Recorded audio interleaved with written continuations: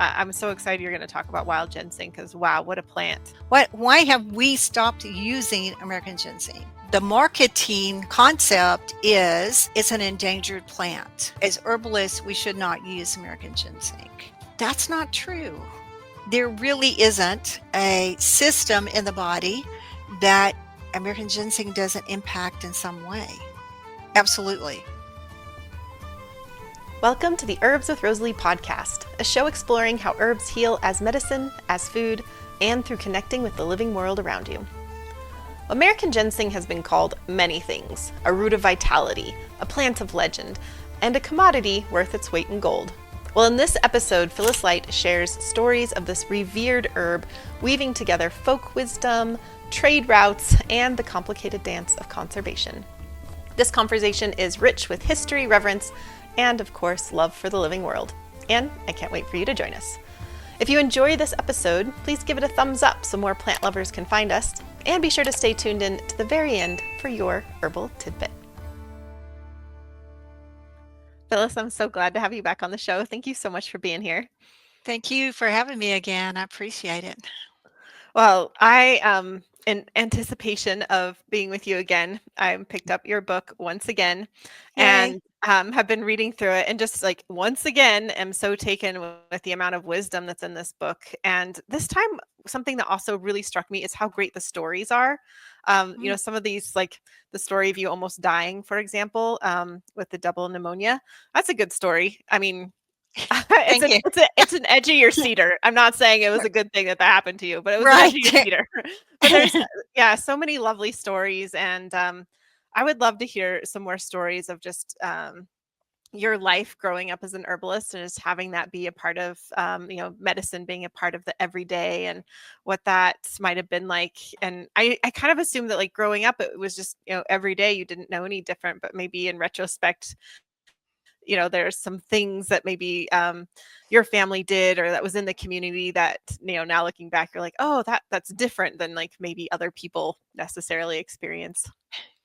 Well, in my family, it was my dad's side of the family that were the midwives and herbalists, and my dad, foraging and wildcrafting.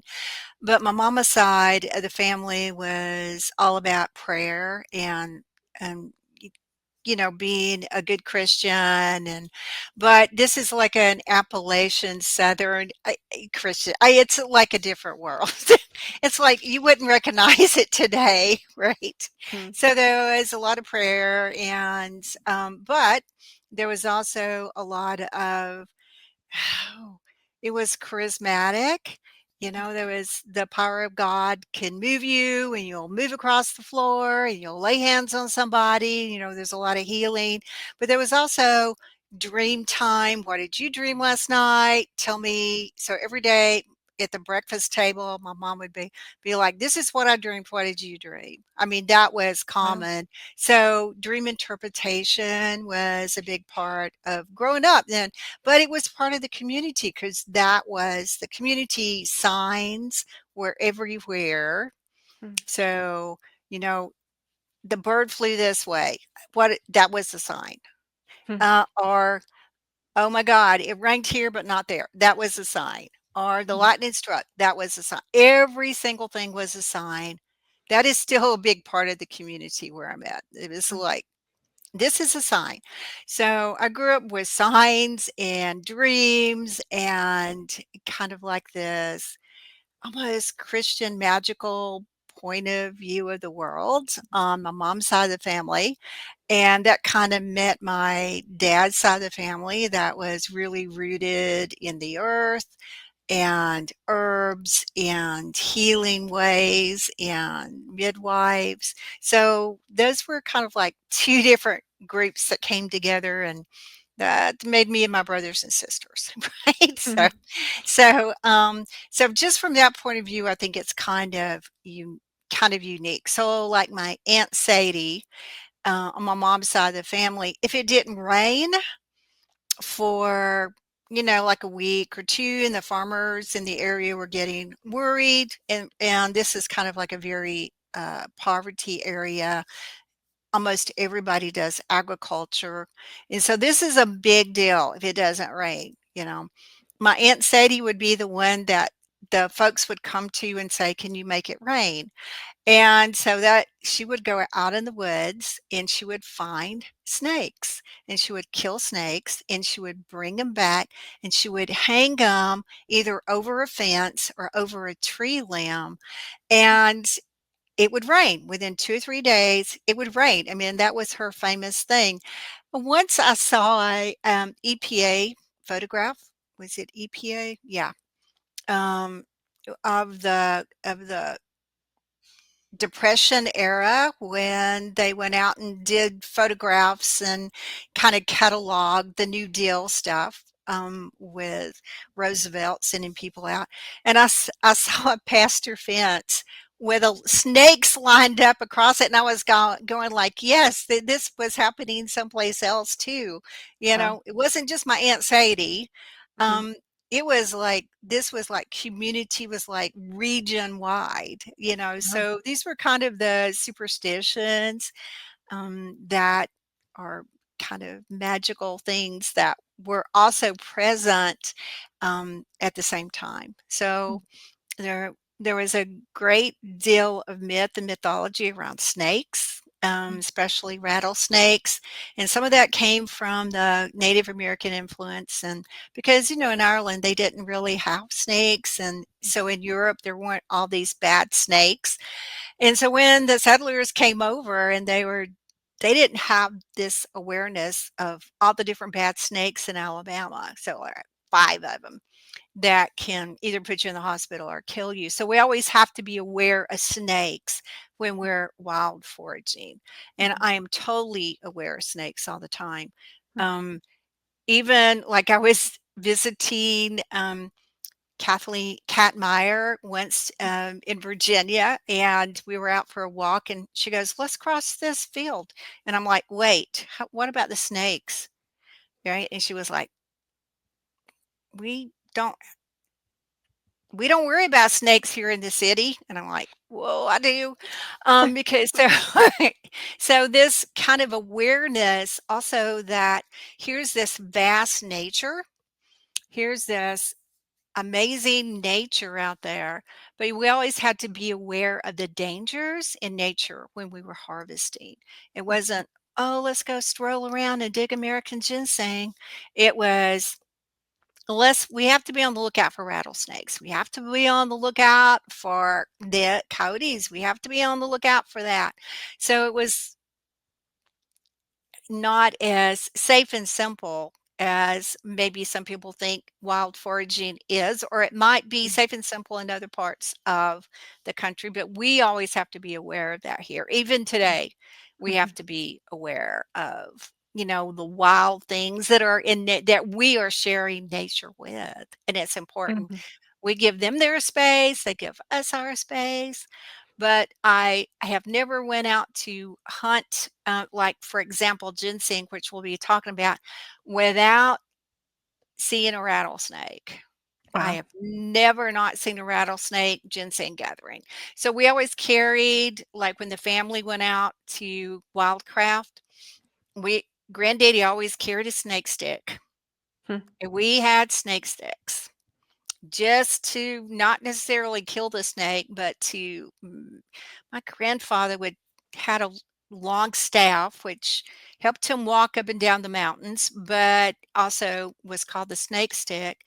And he could like do this and flip the snake way over yonder, right, out Wow. of our way, and we would just kind of keep on going. So Wow. that was kind of the climate, but it's still the climate today. If Mm. anybody forages here, you have to do this. We have water moccasins, copperheads, rattlesnakes, pygmy rattlesnakes, timber rattle. We got more than one kind of rattlesnake. Wow. So we have to have this awareness that there there are things we share nature with, Mhm. and they have their space, we have ours. And it's about trying to get along and being in relationship so that we can share the same space and we can go collect our herbs and they can go do what they're do. Mm. So Yeah, when you talk about signs and superstitions, which you do have a chapter about that in your book too, when you talk about that, how I interpret that is it to me that means it's a community of people who are connected to the earth around them. Because if if we spend all of our time in a cubicle in a skyscraper or just indoors and sheltered from the so-called outside world, then we don't have the opportunity to like recognize the magic that's there, recognize the signs that are That's right. inherently there. And so when I Right. hear that, I think, oh, that's a community very connected to the earth. It is, and it's a region. It's not just the community where I live. It's really all of the Deep South, and then parts of the, obviously the Appalachians. So Mhm. it's like a region wide. I mean, I could go to North Carolina and go to a local person, "Oh my God, did you see that? That was a sign," and they would be like, "Oh yeah, I agree." Mm. You know. Yeah. Yeah, well, I'm speaking of snakes, I just have the cliche. I'm terrified of snakes, which I think keeps me have a healthy distance from them. We have rattlesnakes here, and so I'm very aware of them. And like you said, it's like not something like I wouldn't go traipse through a long grassy field That's without, right. like that doesn't happen, especially in certain areas and stuff. And I was just in Ireland, and I was walking for a lot of that time, and I would see something on the road ahead of me, and I'd be kind of like ready to like Yeah, that a snake? Is that and I'd be like, "Oh, there's no snakes here." It was that's like such a, right. That's like so right. soothing to my nervous system versus I was also in Arkansas this year. And in Uh, Arkansas, I was a little bit terrified of everything because it's new, everything's new to me. I'd never been there. So between the snakes and the ticks and the chiggers, I just kind of walked in the middle of the road. yeah. Well, I was I was keeping like I was like very much like everywhere, making sure nothing was coming That's for me. it, and I can totally understand that, but Arkansas, the Ozarks, especially, I'm assuming you're around the Ozarks I was, somewhere. yeah. That is so much like Appalachia. I mean, I just feel home there when I go there. Mm, mm, It's like, okay, pretty much the same plants, pretty much the same looking terrain, pretty mhm, much the same animals, except mm, the ticks are a little different. mm. But Yeah, yeah, well, the yep. people were so nice, even if the chiggers aren't, so Oh so no, did you get give and take there. triggers? I did not, no, Oh, good. I was very much like again, I just kinda walked I was in these old, like, rural roads, and so I literally walked on the road and just didn't really go traipsing out there. Um, yeah. I have another question for you. This is kind of a personal interest. So I love herbal energetics. I feel very grateful that I learned it pretty early on in my herbal studies, but I didn't first learn it at first. Kind of the herbalism I was taught at first was like herbal actions, which didn't Mhm. necessarily, like learning about something as a vulnerary or something's a demulcent Right, without, right. which sometimes there are herbal energetics within there, but it wasn't pointed, wasn't very out there. And you grew up with herbal energetics as it woven into the Southern folk medicine. And I would love to just hear a little bit about that. And like, again, I imagine it was just every day growing up. So, but maybe reflections now of like realizing that was a little Yeah. bit different than some other herbalists might have learned. Yeah, because it was just woven into the everyday language. Mm, There wasn't any separation, when you talk about hot, cold, wet, dry. It was just woven into the language of everybody. Um, are hot-tempered, are so there were all these phrases and sayings that went along with what you call energetics, I just call language. mhm, Or that person's hot to trot, or the back door trot, or blowing hot and cold. I mean, this would just be phrases within the conversation, and still is mhm, to a great extent, but not as much as it used to be. Because then everybody knew what they meant. If somebody's blowing hot and cold, you immediately know what that meant mhm, as far as their personality went, you mhm, know? And that said it all. mhm, There was like pages of their personality condensed to one phrase, mhm, you know? mhm, And it was just the common language, mhm, which I like to call the humoral language. It was, obviously had a European influence, but it was also Native American. It was also indigenous, and it was also African. I think every culture that lives close to the land kind of shares that language, because those four qualities or actions are common to all indigenous medical systems around the world. Yeah, it's an Everybody knows observation. pardon? It's just like an observation of daily life, really. It is. It Yeah. is, absolutely. It's hot, it's cold, it's warm, it's someplace in the middle, it's a range. It's wet, it's dry, the weather, there's an expression here that it's too cold to snow. Now, what does that mean? Mm, Somebody in the north would go, "It's never too cold to snow." mm, But here, we know exactly what that means. mm. It actually means it's too dry to snow. Hmm. That it's so cold that there's no humidity in the air. So it's too cold to snow just simply means no humidity. Everybody knows what that means.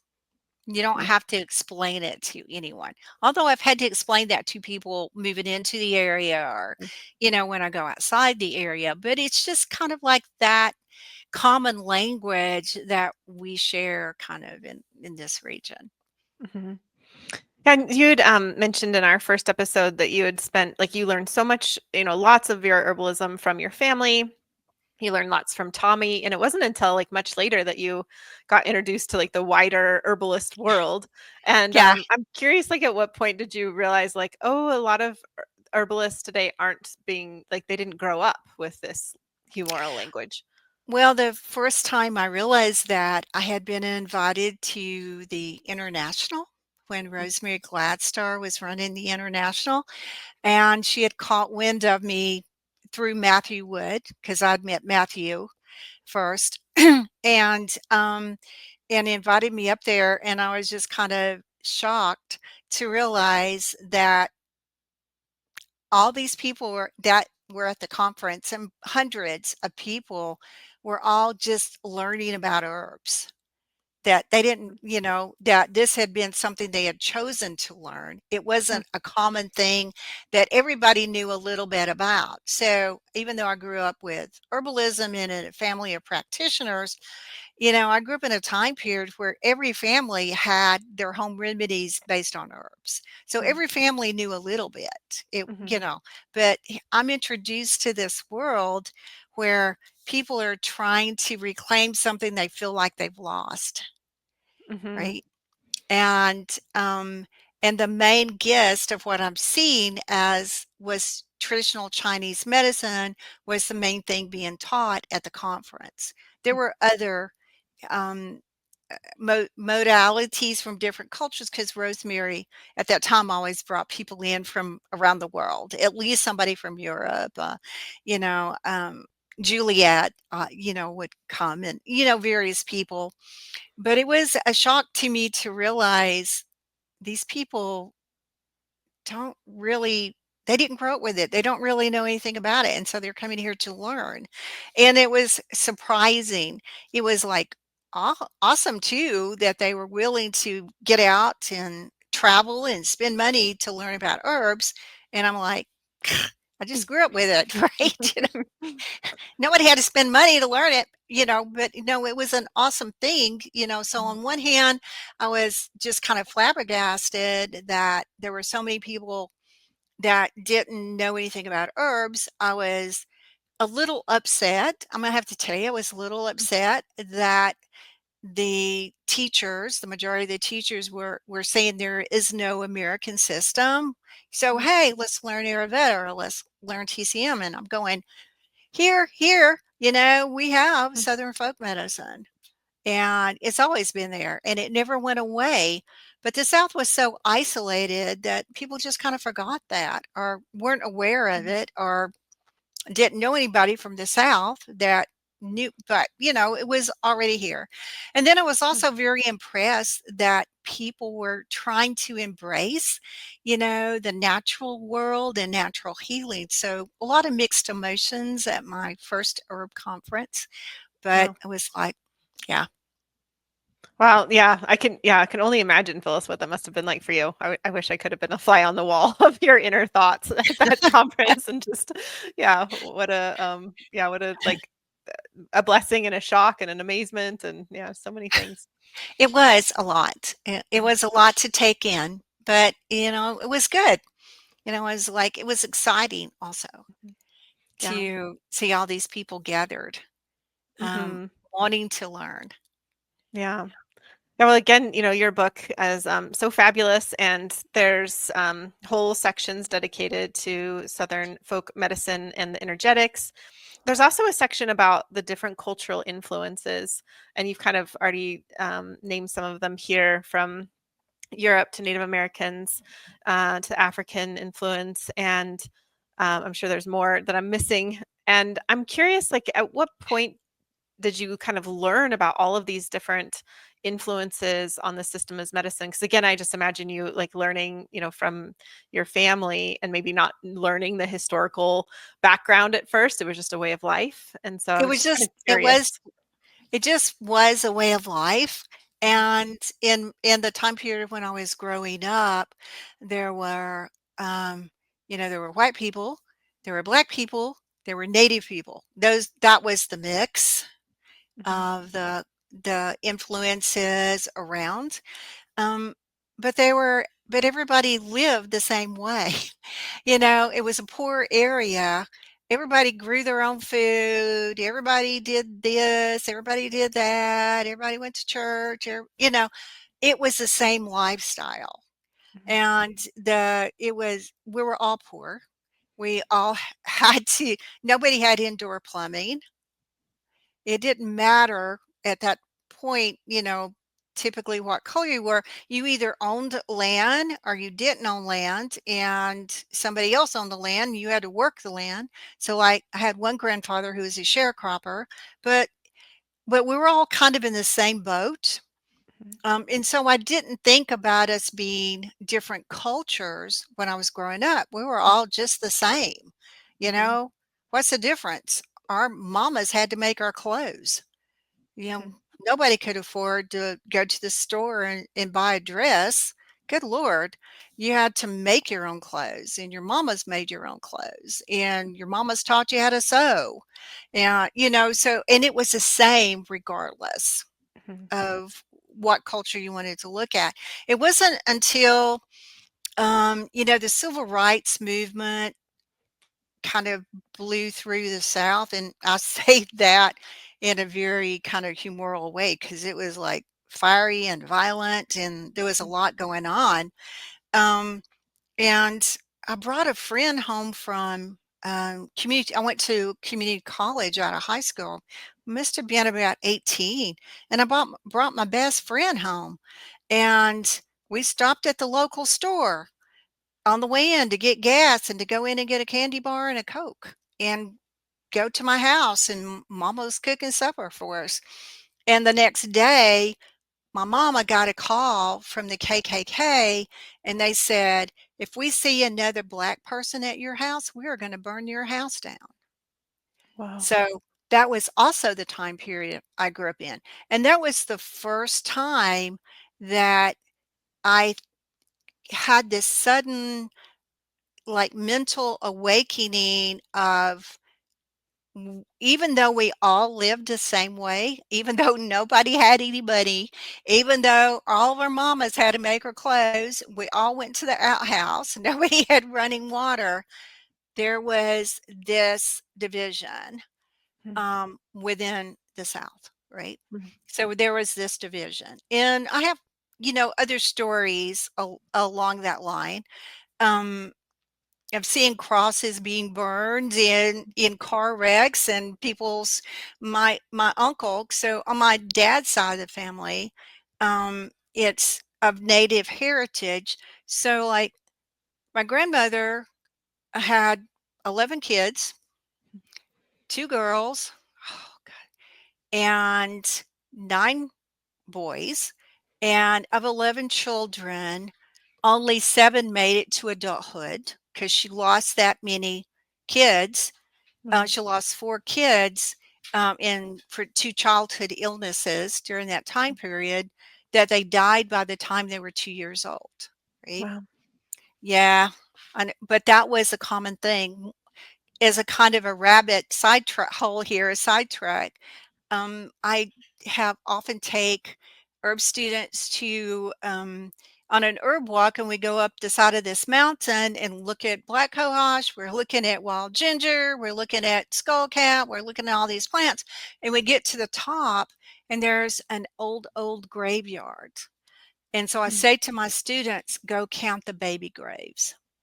Mhm. And it's just heartbreaking to count, to see t all the babies that never made it out of infancy. This had nothing to do with vaccines, because this is before vaccines. Mhm. And there weren't these contagious diseases. I mean, they were, but in the isolated community, this was just poverty and poor hygiene and getting sick and no medical care. I mean, it's just all these other things, and these babies died. So it was that kind of, that was the world I grew up in, you Mhm. know? And you learned to adapt. And it wasn't until I got older, back to the original question, and I had some maturity on me, that and I had some education under my belt, and I looked at the broader history of the South, through the eyes of scholars, that I went, "Oh," and the light bulb went off. Mhm. And I started investigating what each group brought in. But, it took a few years to be able to do that. Wow, that's interesting. So a lot of that work is, yeah, the light bulb going off for you, and you kind of putting the pieces together. Yeah. Yeah.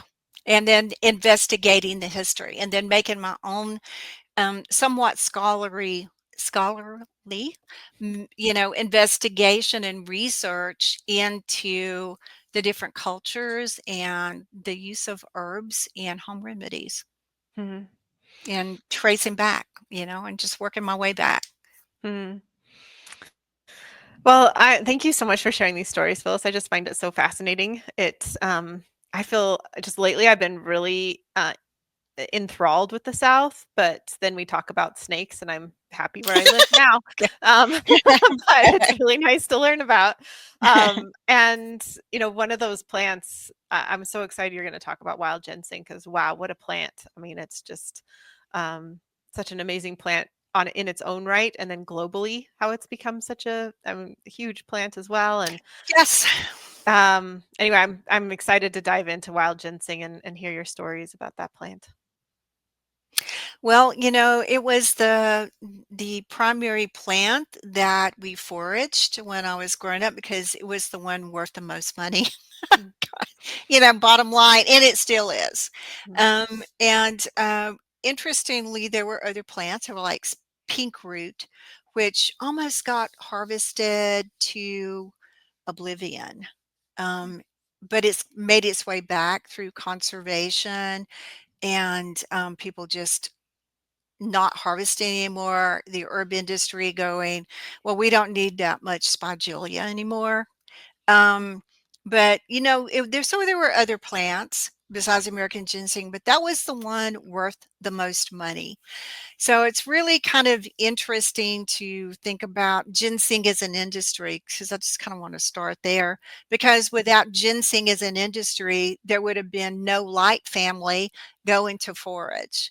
And my family was so well known as wildcrafters and foragers that there's actually a road down the mountain, which is the old road down the mountain that I talk about in my book, that we used to like park at and go foraging down this side of this mountain.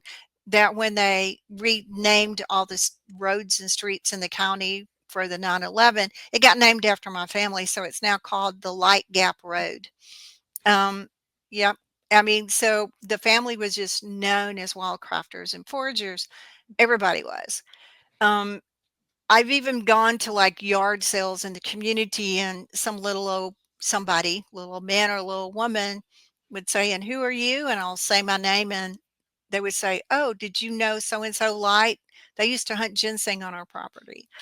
So it was just that well known. But without an industry, we would not have been foraging, and there is no American market. So I want to bring that out, which I think is a shame. And I've talked about this at several conferences. I was a keynote at the International Ginseng Conference once, and I'm like, why have we stopped using American ginseng? Why? Why have we stopped using American ginseng? So I realized we've got almost 2 generations of herbalists that really don't know how to use American ginseng.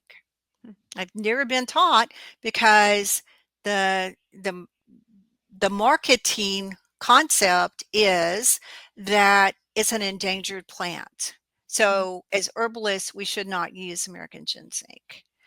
Well, that's not true. Totally. It's really not true totally. So in 2023, we exported 127,587,000 pounds of ginseng roots to Hong Kong. Wow. Yeah. Can't even imagine. Like, I cannot Right. imagine that. Yeah. Right. Now, I'm going to say the majority of that was not wild or wild grown. The majority of that was grown under shade. Hmm. Right. Mhm. But a great percentage of that, like, was wild or wild simulated. And depending on your state, like in the state of Alabama, wild simulated is treated as wild. So you have to follow the guidelines. You put out the seed, you leave it alone, it's now wild. You do nothing to it, it's wild. So it's treated the same. You have to follow the same guidelines as gathering wild.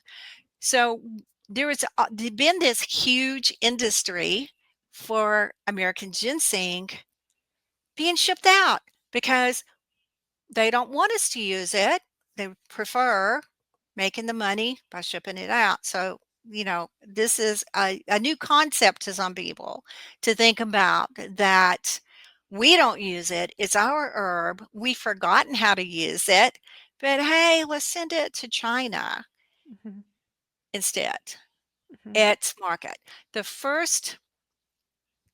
When China opened to trade in the 1700s, I think it was 1734, the first trade with China after they opened their door was 30 metric tons of ginseng. Wow. Yeah, They know what they 30. love. Yeah. Well, Yeah. they'd been using it for 2,000 years, Yeah. of written documentation of them using ginseng in China. And they're like, oh my God, here's some other ginseng. Yeah. Whoa. I Right? realize they're two very different plants, Phyllis, but when you're talking about all that we ship over there, I'm wondering, like, how much do we ship the Panax ginseng over here? And how much Not are near it, not not nearly so much? anything close, Hmm. not anything Okay. close. Interesting. Right? And the Panax ginseng that does come over here is farm grown Mm. Okay. because there's basically no wild Nothing. Yeah. Yeah. left. Right, right. And of course, China has now figured out how to grow American ginseng in northern China. So they're trying to kind of like move around the market that way. Hmm. And to also, so if we think that it's only our plant now, we are totally wrong. The Hmm. other countries are beginning to grow it, Hmm. right? Yeah. There's a misnomer that people think that the only way American ginseng reproduces is by seed. No, you can grow it by dividing the roots. Hmm. And Cool. if they get a viable root, it can grow.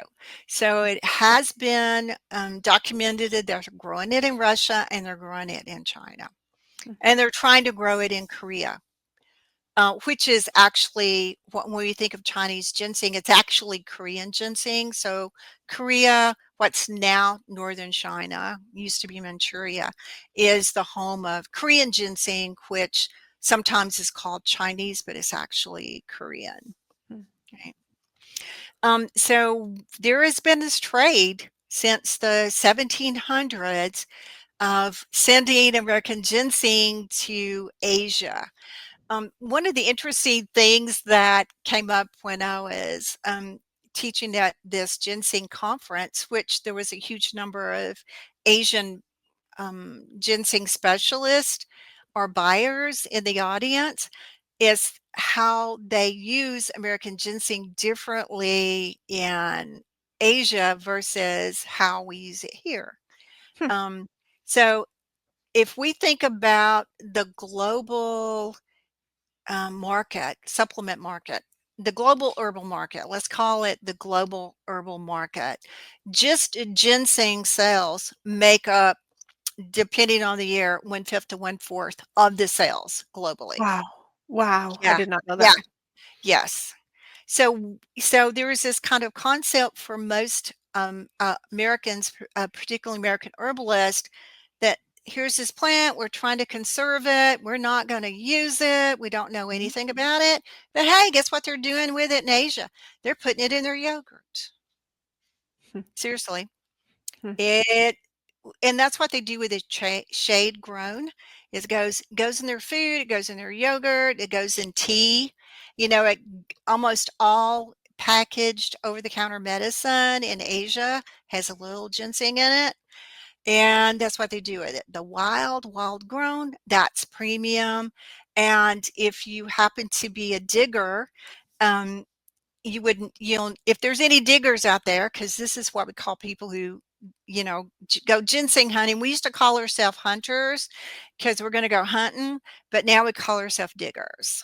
And so just on Facebook, I'm on, I think, 4 different digger sites Hmm. so that we share information, how much you get this year versus what are the tariffs doing Hmm. to the price of the saying, how you dig it, what's ethical to dig, what's not ethical, et cetera, et cetera, et cetera. Hmm.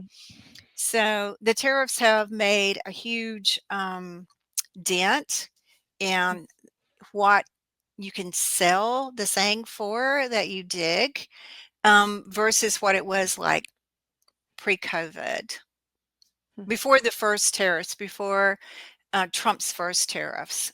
The first time he was in office, there were tariffs, Hmm. and ginseng hunters and diggers took a big hit.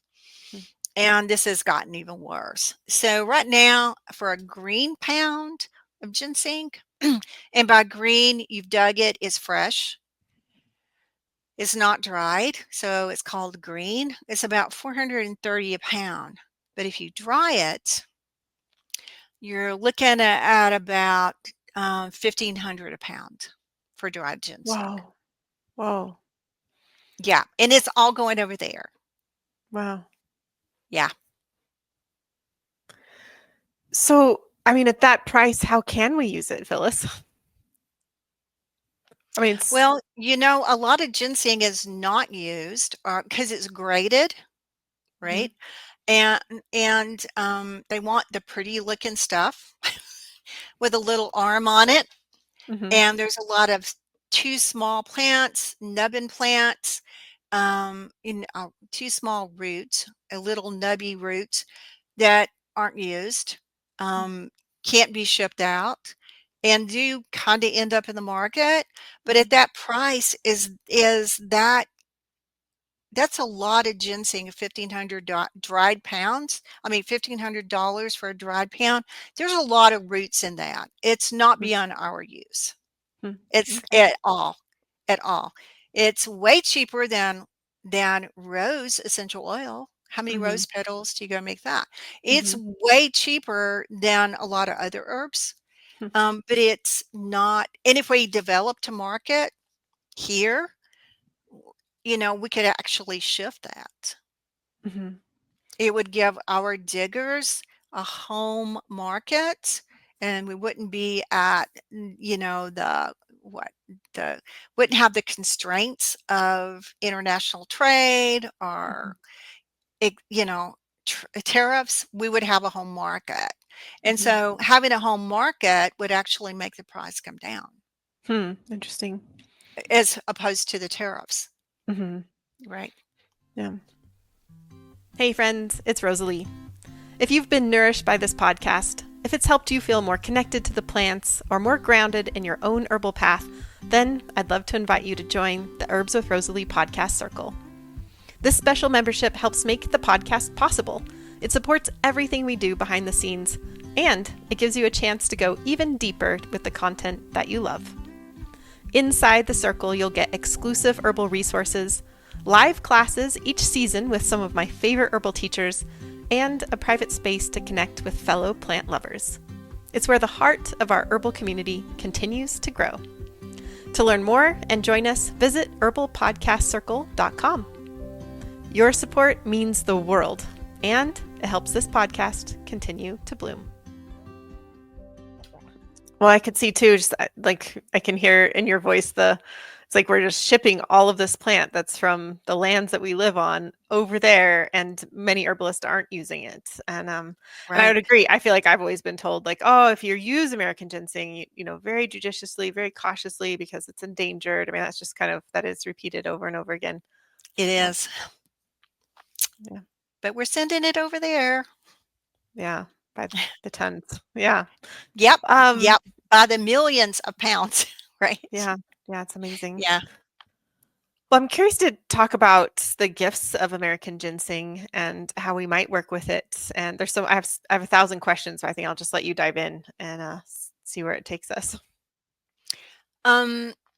Well, I grew up eating American ginseng. I mean, my dad was feeding me ginseng by the time, I don't know, I was 4 or 5.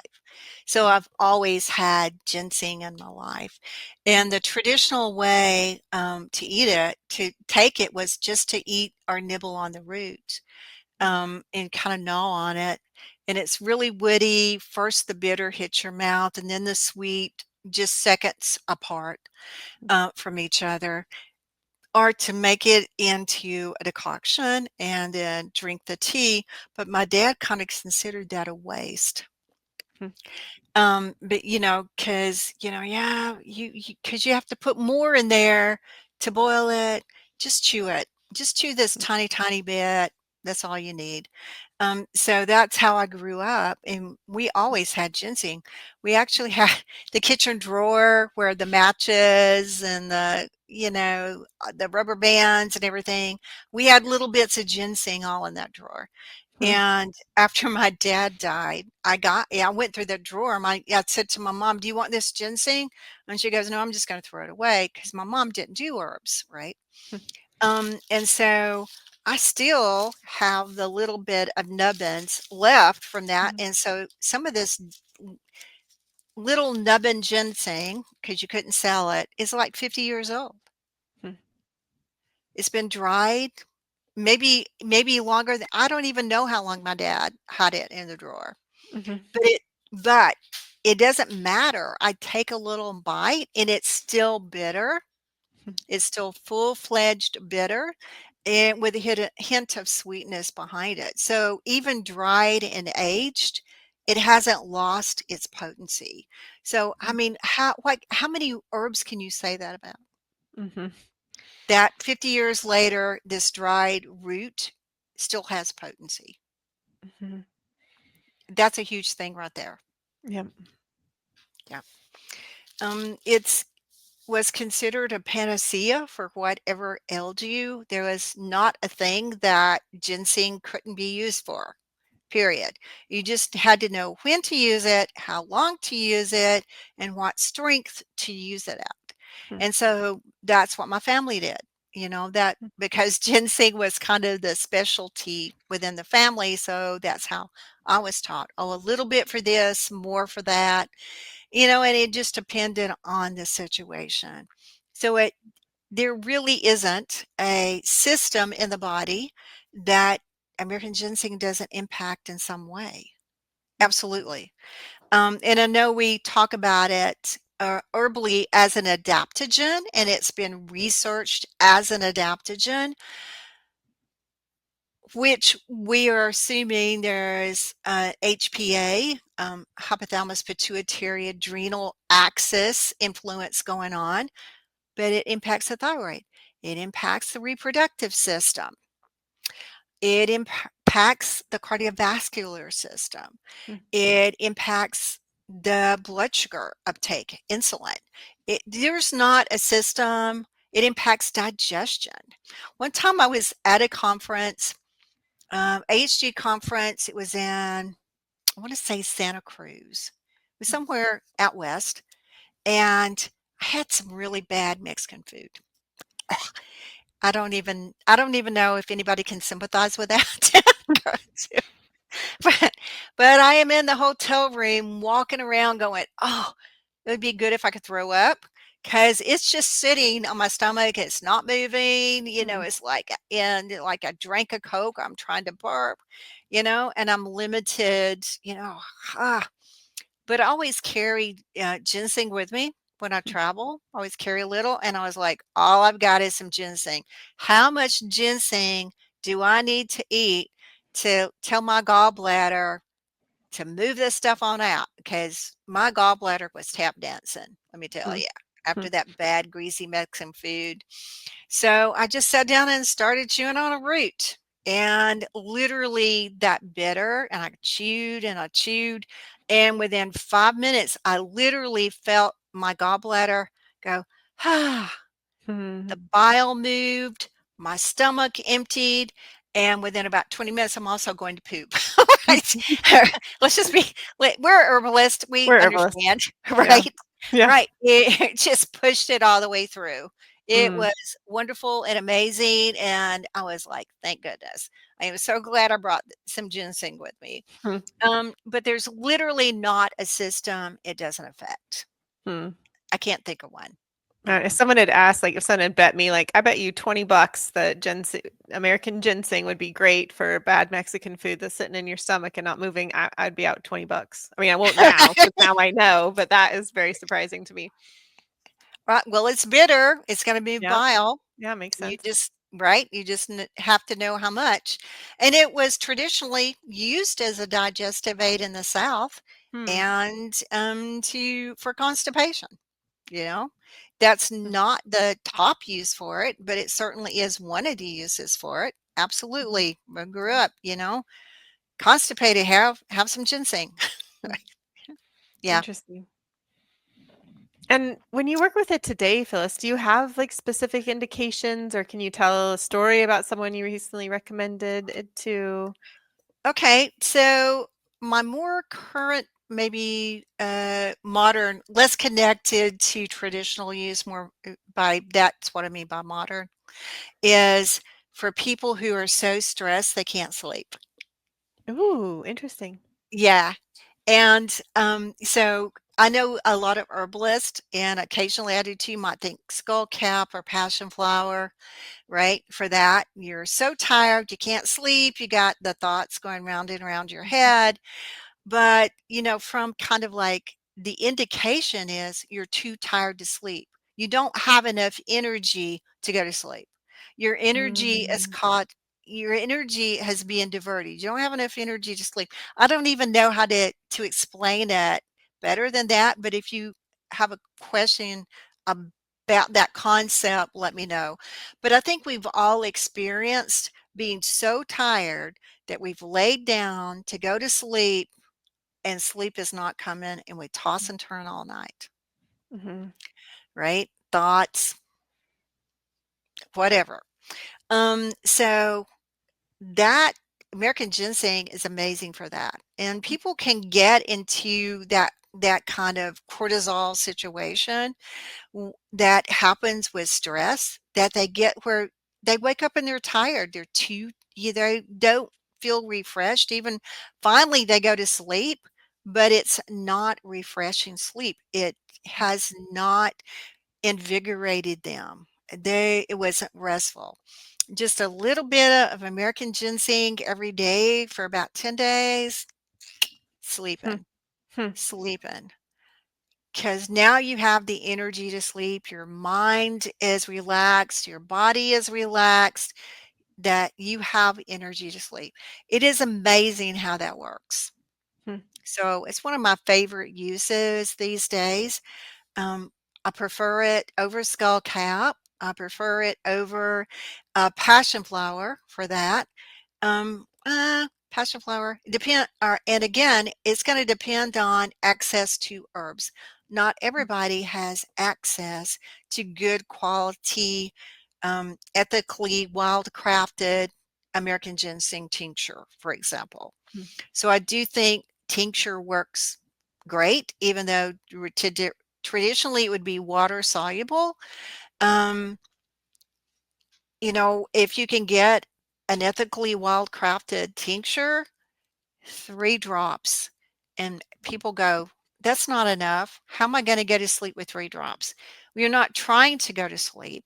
You're trying to elevate your energy to the point where you can rest and repair and eliminate and restore during the night. That takes energy Mm-hmm. to do that. That is an energy-driven process. So you're trying to get your energy level to the point where you can do that, where you can restore while you sleep. You're not trying to go to sleep, if you see the difference. Yeah. Yeah. So the way you describe it reminds me a little bit of ashwagandha. Do you work with ashwagandha? Is that something A you could little compare? bit. hmm I just like ginseng better than ashwagandha.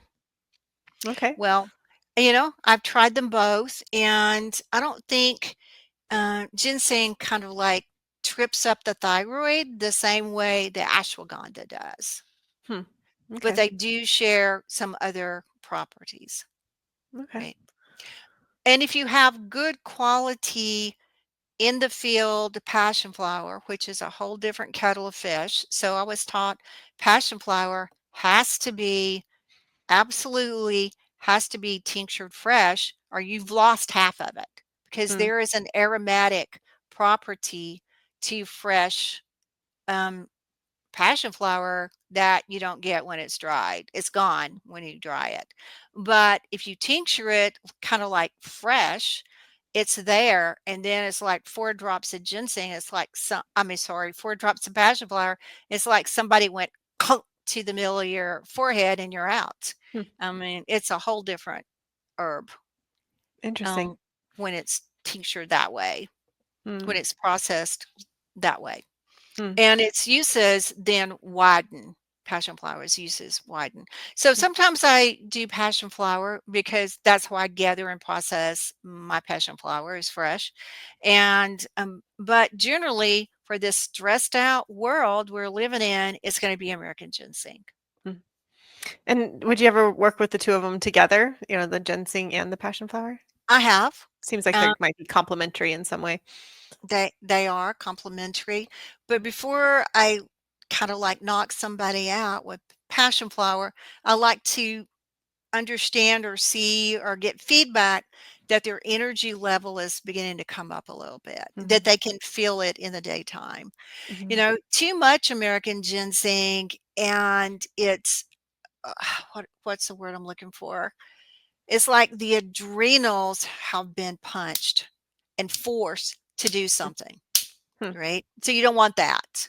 And that's, I think, one of the issues I have with how some adaptogens are used and how much the doses of them that's being used. It like does this to the adrenals. It forces them to do something in a 24-hour period that they're not really set up to do. And over time, this is going to be more depleting, Hmm. right? It's going to be, now you're exhausting your adrenals Hmm. because you're forcing them. But that little bit of American ginseng, like my dad said, just a little bite. But I go 3 drops of good quality tincture.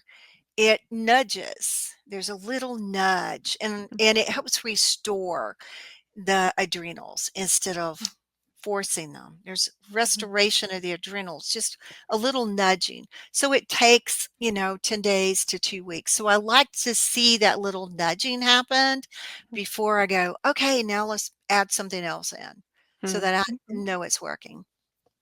Oh, thank you for that explanation. Well, you've talked about American ginseng as a tincture, as a tea, as chewing on the roots, and you're also sharing this recipe with us for ginseng honey. So I wonder Yeah. if you could speak to that a bit for us. Well, ginseng honey is, and I didn't talk about ginseng alcohol. God. which is really common in other parts of the world, Hmm. you know. So let's start with ginseng alcohol, which in Asia is a real common way to do your ginseng. It takes a year. You're using rice wine of some kind, whether you're using sake or you're, some other rice or distilled rice. And I do like rice because it's kind of neutral. Um, right. And then you just cut up some roots or have one big root, just plop it in the alcohol, put it away there a year. And now celebration time a year later, Hmm. right? Right. And so I try to keep some of that going. Hmm. When friends come over, hey, let's have a little gin. And the longer it sits, actually, the more it's worth. And so Oh. in the Appalachians, we did that. That was common here. And I know I talked about how they do it in Asia, but it was an Appalachia thing too. But we did it in corn liquor, Hmm. you Of course. know, and moonshine and corn liquor. And, you'd have a quart of corn liquor, and then you would put the ginseng in it and you would just put it back. You just let it do its thing for a year, 2 years, 30 years. That was worth some money. I mean, so the longer it sat, the more you could sell it for. Oh. And the more potent it was. So I didn't give a recipe for that because basically, if you know how to make a tincture, that's all you're doing. You just, tradition in Appalachia was moonshine. Hmm. Right. Well, But the honey was was also a tradition, and it was useful for little kids in hmm. particular. So to get them used to the taste of it, or to help little kids um, kind of disguise the taste of it.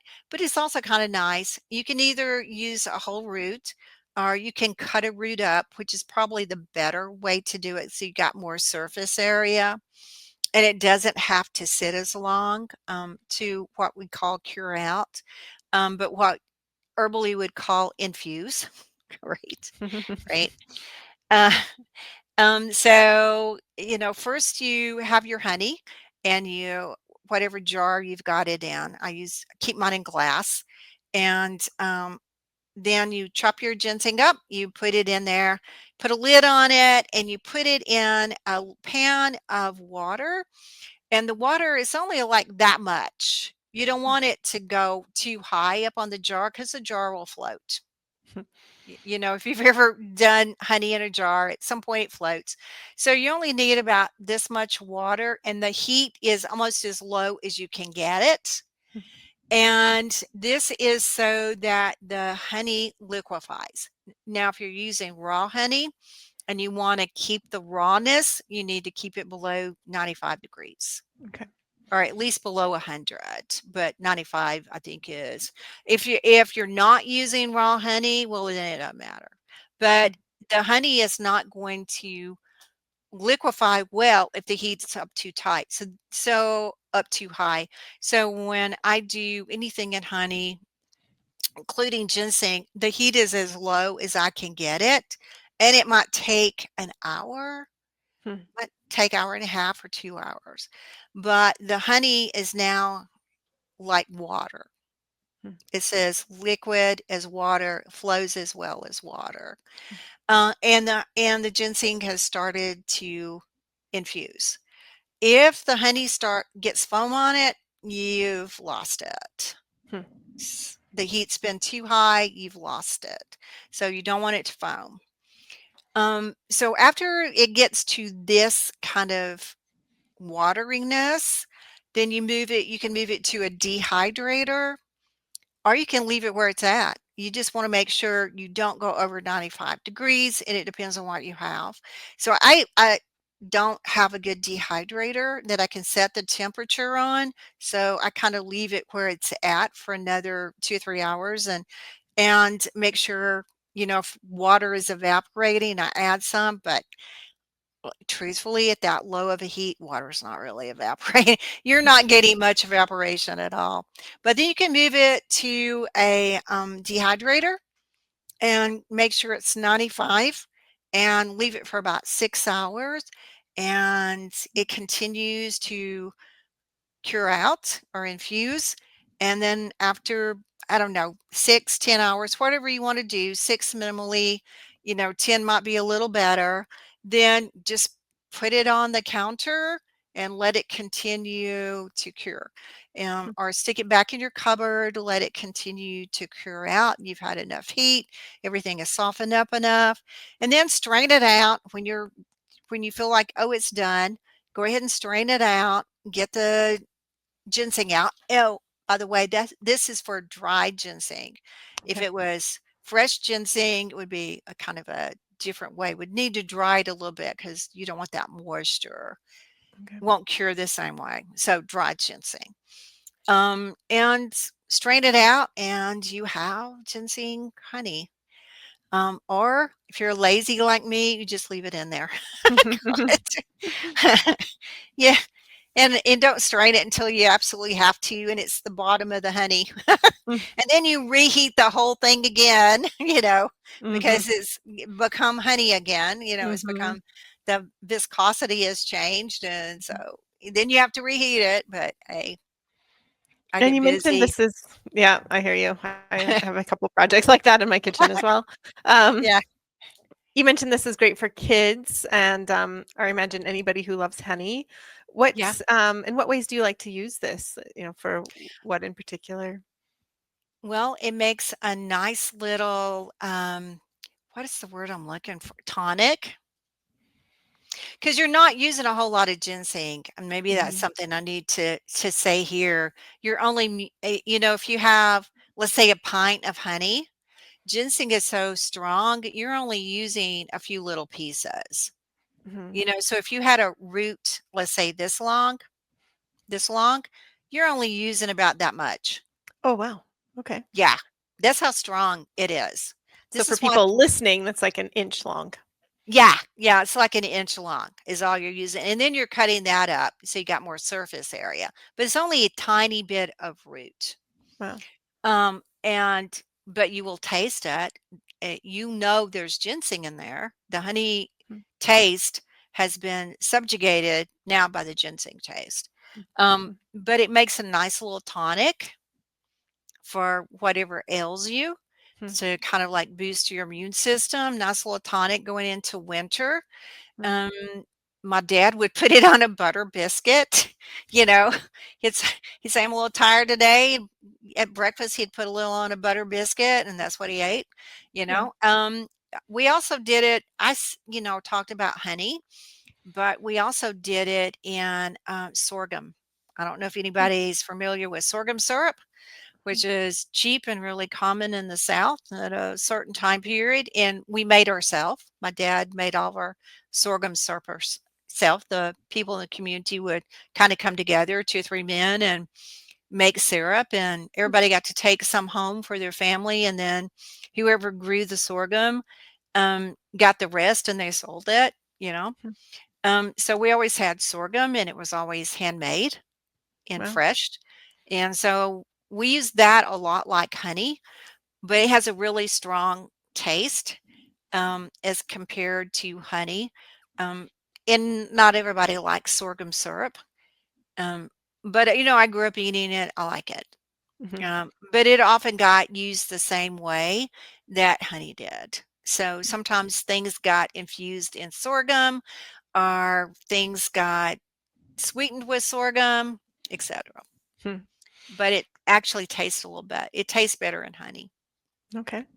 Well, thank you so much for sharing that recipe with us. And listeners can go to Rosalee, herbswithrosalieepodcast.com to download that beautifully illustrated recipe. Thanks again for sharing that with us.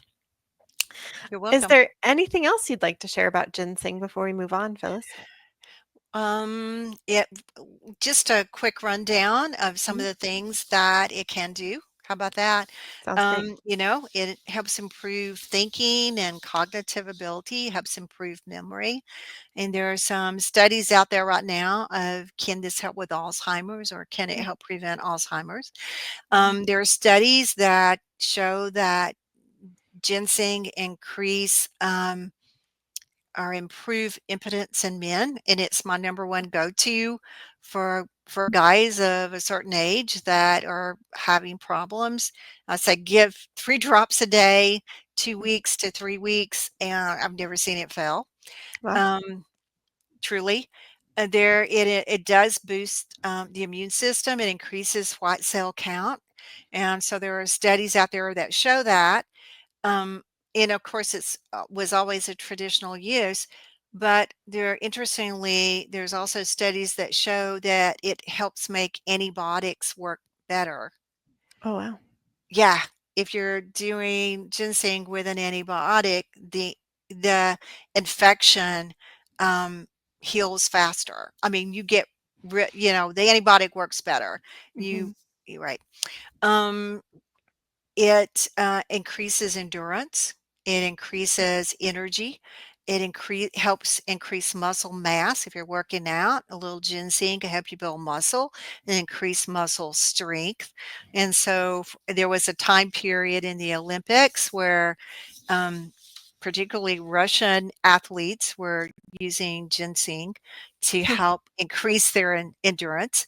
The mitochondria get more oxygen if you're doing American ginseng. It enhances fertility, male and female. Right? It can help balance wavering monthly cycles that are not stable or steady. It can help bring those closer to normality, depending, of course, on what the issue is. I have used it for PCOS. Sometimes it's super helpful, um, sometimes a little helpful, but it always helped a tiny bit. So, even that is one of the more modern things that I'm using ginseng for is PCOS.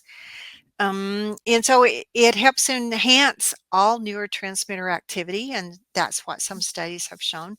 Where we would have just said back in the day, well, it helps with your mood, right? Makes you feel better, gives you energy, helps with your mood. Now we say it enhances mitochondrial activity and improves neurotransmitter activity.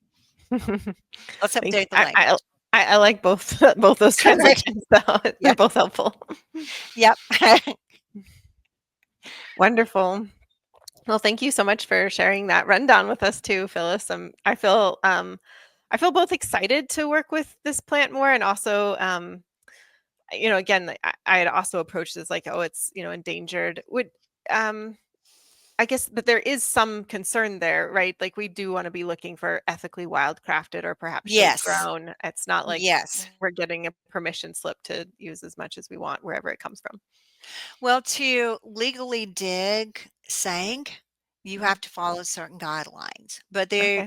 one of the issues that's going on right now is people are illegally digging sang.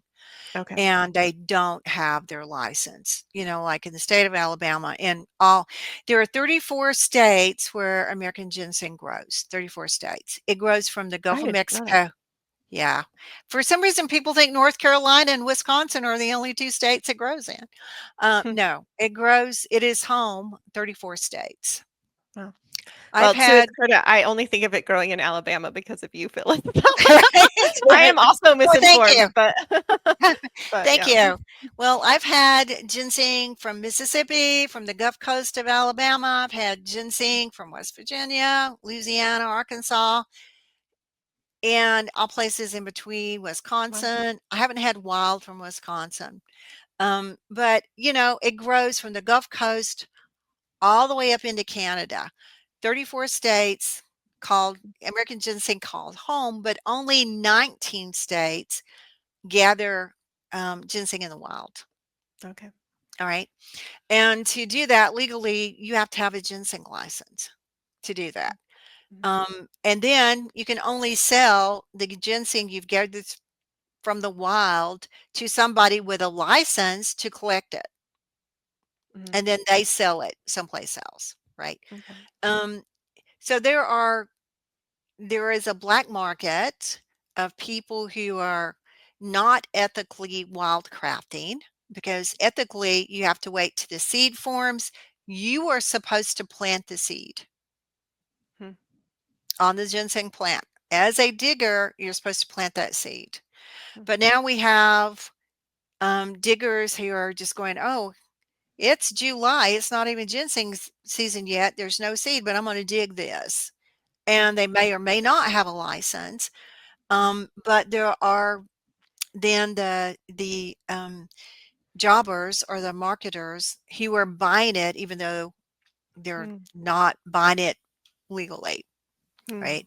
So that's what we have to crack down on, I think, is are you mhm, ethically wildcrafting? And a lot of poor people, like in West Virginia, are like, no, but it pays my light bill. It pays my electric bill. What mhm, am I going to do instead? mhm, So, that is a concern, and that is a concern that we need to address. mhm, So if you're buying ethically sourced wild American ginseng, either make sure that the person selling it dug it on their own land, for which you don't need a license, right? It's your land. You can grow what you want on it, do what you want with it. You don't have to have a license to dig it. You don't have to have a license to make a home product. You have to have a license if you're going to sell it, and then it's going to be sold out of country, mhm, right?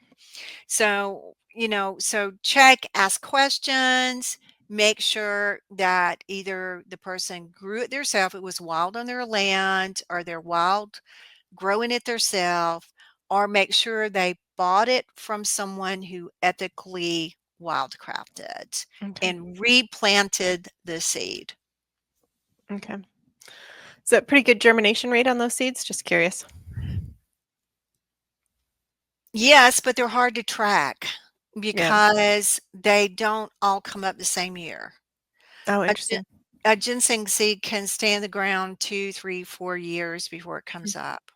okay. And in a bad year, like with drought or insects or, something happening in nature, a ginseng plant, a ginseng root can lose its top, can lose its leaves and stems and stay in the ground 3, 4, 5 years before it comes back again.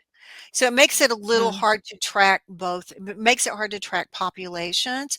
How many ginseng plants are resting, right? Because mhm, that is kind of a unique thing. It stored a lot of energy. The environment is not good. Let's rest until the environment is good again. mm. That should tell you, as a doctrine of signature, something about its use, right? All right. Absolutely. Right. Yeah. So the seed can do the same thing. So it's kind of hard to track, and you can plant ginseng seeds, and you might go out the next year and go, oh, I've only got 6 plants. Then go 5 years later and see how many plants you got. Hmm. So I know a person who did that because people in the area call me and say, hey, I want to grow some wild ginseng. And I'm like, okay. So I know this one guy had woods, mixed hardwoods, you know, and he got on his four-wheeler. He had bought a bunch of ginseng seeds, and he went out and he did this off his four-wheeler, right? Mhm. And he went back the next year to check, and he called me. He said, I hardly have any ginseng seeds at all. So I explained to him they may not all come up. And I said, wait, go back 2, 3 years. And he called me actually 5 years later, and he said, now where do I sell all this ginseng to? Uh-huh. And it Oh, was like super germination rate. He wow. dug pounds and pounds and pounds and pounds of ginseng, but it Wow. took a while for it to come up. Hmm, interesting. Wow, hearing you talk about these, like, little slivers of this and that, Phyllis, just makes me realize there's so much to know about this plant.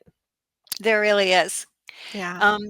Something my family did because we didn't exactly wild simulate, but we forest farmed, might be a way to put it, Mhm, kind of closer to a Native American fashion. So we always planted the seed. That was a given. Um, we always planted one or two. We always dug up one or two roots and then snapped off the little arm, planted that, cut mhm, up the root, planted 3 or 4 of those. hmm, And then made sure we left some, and then we harvested some, and these were managed in mhm, that way. mhm, But they were left to grow as they were. There was no interference. nothing added to the soil, no augmentation of the soil. We didn't weed it. Deer still came along and ate it the way they wanted to. Otherwise it was wild. But there was a succession. So you keep planting because it takes 5 to 7 years for a plant to get old enough to sell in the market. Now, the older the plant, the more it's worth. Absolutely. But 5 to 7 years gets you in the market. So kind of like the way that we forest farmed, there was always more ginseng plants coming along, Mhm. right? Yeah. So what you did one year wasn't necessarily for the next year. It was a very long-term thinking. You have to think long term with ginseng. And ginseng farmers, wild farm simulated or even grown in shade, you have to think long term. The same with fairy wand. What's that? Black Wild combination. unicorn. Oh, wild Wild, unicorn. wild unicorn. 5 to 7 years.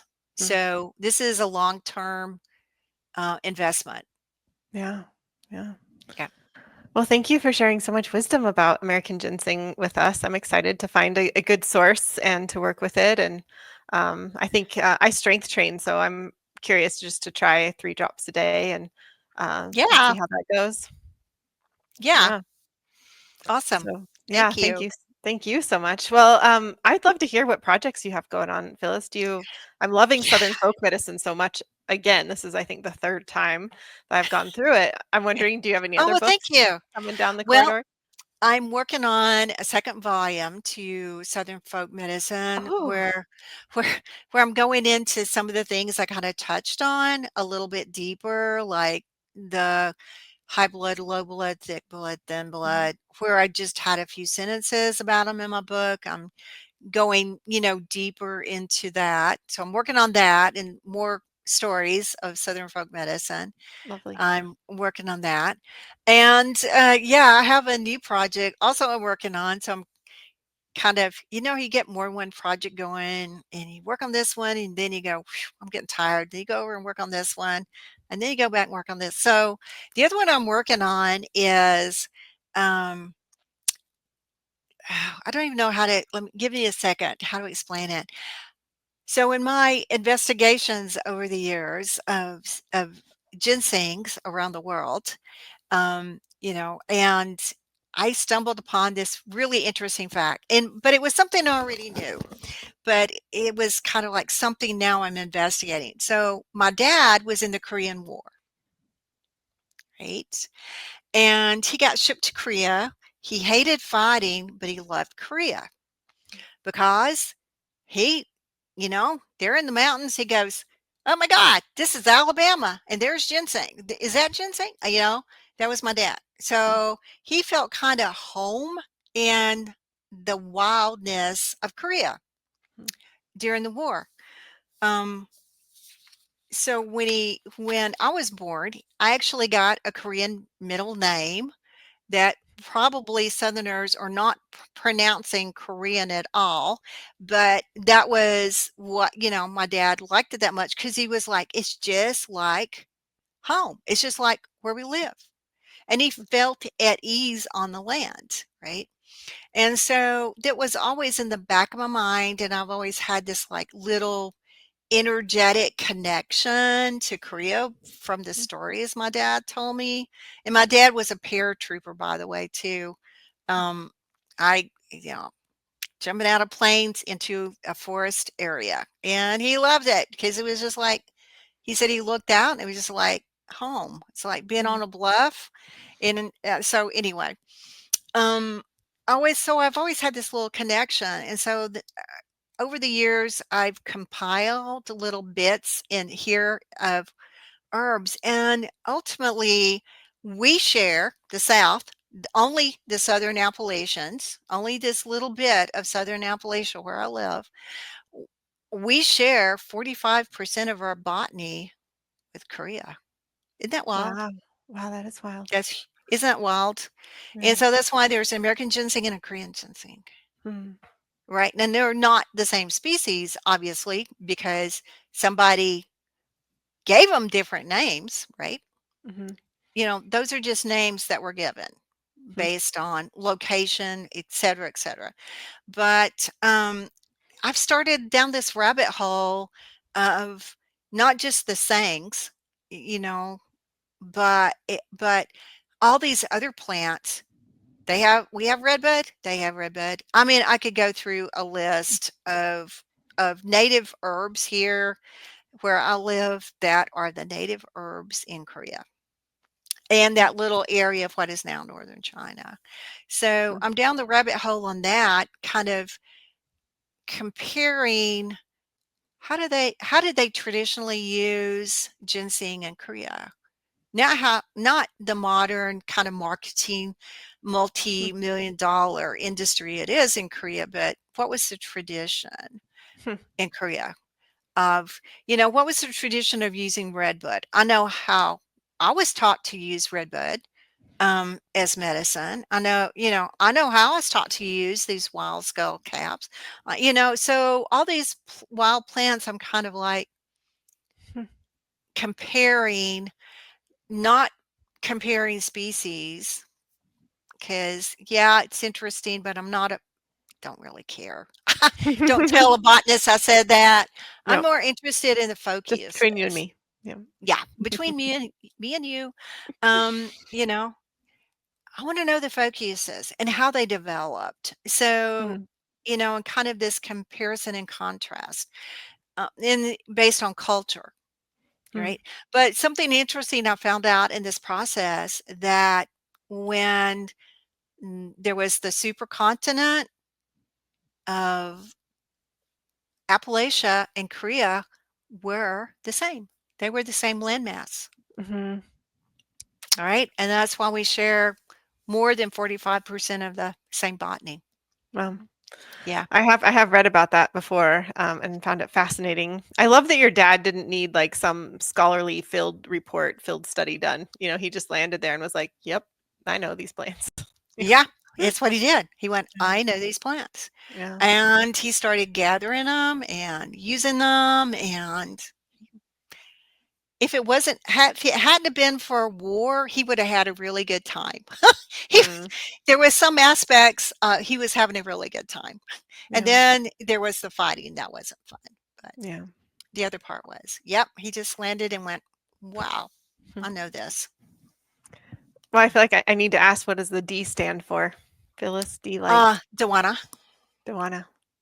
And what Hmm. is there a meaning with that, or is it just a name, or? And it's probably mispronounced. It could I have investigated, and it's like Dawan is like what the Southern is, and Dawana is the Korean. It means the center of the cosmos. Wow. Yeah, my dad did not know this. In Mhm. something or the center of the world or center of something. Mm. You're just the center. Or my dad did not know this. Obviously, he just liked it, Yeah. and yeah, What he a just liked. beautiful, like, cosmological name you have with the last name of Light as well. It's very beautiful. Thank you. Thank you. Yeah. And once I started investigating, shared botany, I've actually started using my middle name some. I was like, Hmm. well, somebody might like it, somebody might go, "Oh, okay, that's kinda cool." Yeah, absolutely. Yeah. Well, Instead these of are D. 2 projects I'm very excited for, Phyllis, so I'm Oh, looking thank forward you. to hearing about I'm them working on develop. it. Yeah, I'm working yeah. on it. Well, before I let you go, I have one last question for you. Okay. And that question is, what do you wish you'd known when you were just starting out? Which I don't even know if you could remember when you were just starting out. But what's some advice you would give to a young herbalist, essentially? Understand how the body works. So, Mhm, I came in to realize I needed to know more about anatomy and physiology and how mhm, the body works, my grandmother did fine with not knowing. She didn't know where your liver was. mhm, Truly, she did not know where your liver was. Um, it was just all your stomach as far as she was concerned. Somewhere there was your liver. Pancreas, what is that? Um, but times have changed. Mhm. And, I think anatomy and physiology, understanding, which helps you understand a little bit better how to select herbs Mhm. and understand that patterns of dysfunction. So my grandmother went for patterns of dysfunction, um, are multi-layered. Mhm. So the pattern of dysfunction you're working on may not be the root pattern at all. Mhm. And particularly when you're working in the endocrine system, Mhm. so there are so many, just the thyroid, there are so many body systems with symptoms that the thyroid affects, that if you get the thyroid back in balance, all the symptoms go away. But if you're just looking at patterns of dysfunction, you're peeling the layers, like hundreds of layers off an onion, Mhm. right? So understanding more how the body works, particularly neurotransmitters and hormones, kind of helps you cut to the chase a little bit. And so yeah, that's one thing I would say.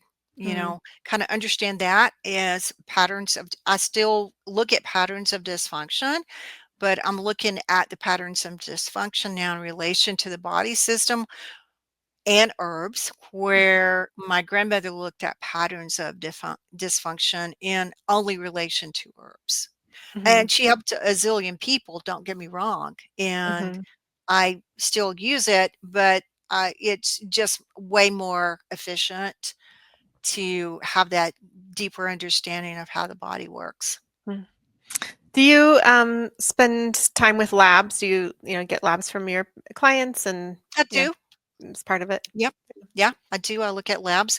I worked in a doctor's office once. In my early years, I worked in a mental health center, and I was a physician's assistant in a mental Mhm. health center. And so I had that training. And back in that time period, the doctor trained you. You did not have to have a degree Hmm. to do it. And so the doctor signed off on everything you did. The doctor who trained me was Dr. Mary Trainer, who is deceased now, but it was the local mental health center, or the county mental health center. And so I had some really good training there that got me thinking about, wait, this is a whole other level that my grandmother never had to deal with. My dad never had to deal with this. Mhm. Is like mental health. And now we're talking about neurotransmitters, and what are those? Mhm. You just build. No little bit of knowledge is useful. Every single tiny little bit of experience and knowledge that you get as an herbalist, you are going to use someday. It Mhm. will be there. You'll be able to pull it out of the memory vault when you need it. Absolutely. Absolutely. Yeah. Yeah. Especially with Mm. repetition. I feel like I could listen to this episode a couple times. I just re-listened to your sumac episode and was reminded of some things I'd already forgotten from that episode. So I'm a big fan of repetition, mainly because I need it myself. So yeah. Me too. Me too. Yeah. Well, thank you again Absolutely. so much for being here, Phyllis, for talking about wild ginseng. I feel like my mind's been blown yet again by your teaching. So I appreciate Oh, that. thank you. And yeah, really looking forward to seeing you soon. I get to see you in person soon at International Arab Symposium Yes. and Yes. looking forward to your projects as well. So thank you, thank you, thank you. Alrighty. Thank you for having me, and I'll talk to you later. All right. Bye bye. Thanks so much for listening. You can download your illustrated recipe card from today's episode. Just head over to herbswithrosaleepodcast.com or check out the show notes for a link. If you're not already subscribed, I'd love to have you as part of this herbal community so I can deliver even more herbal goodies your way. This podcast is made possible in part by our awesome students. This week's Student Spotlight is on Nancy Jensen in West Virginia. Nancy is on the certificate path in Rooted Medicine Circle and really brings a deep sense of reciprocity and creativity to her herbal journey. Her reflections often weave together plants and animals and place, from noticing butterfly weeds spreading across her meadow to greeting wild plants during a community roadside cleanup. She also dives into medicine making with great enthusiasm, experimenting with teas and syrups and vinegars, tinctures and hydrosols. Nancy shared, "I'm having an expansive feeling that grows with each new medicine we make together, and that I now feel the courage to take up on my own." Her words beautifully captured the heart of Rooted Medicine Circle. To honor her contributions, Mountain Rose Herbs is sending Nancy a $50 gift certificate to stock up on their incredible selection of organically and sustainably sourced herbal supplies. Thank you so much, Mountain Rose Herbs, for supporting our amazing students. And if you'd like to begin or deepen your own path with the plants, you can explore my foundational courses at herbswithrosalee.com. Okay, you have made it to the end of the show, which means you get a gold star and this herbal tidbit. So before we close, here's a little herbal tidbit about American ginseng. Did you know the berries are beloved by wild turkeys, songbirds, and even small mammals? In fact, these creatures help disperse the seeds, carrying ginseng's future into the forest. It's a really sweet reminder that this root story isn't just about people, it's also about the web of life that depends upon it. I'll see you in the next episode. As always, thanks for joining me.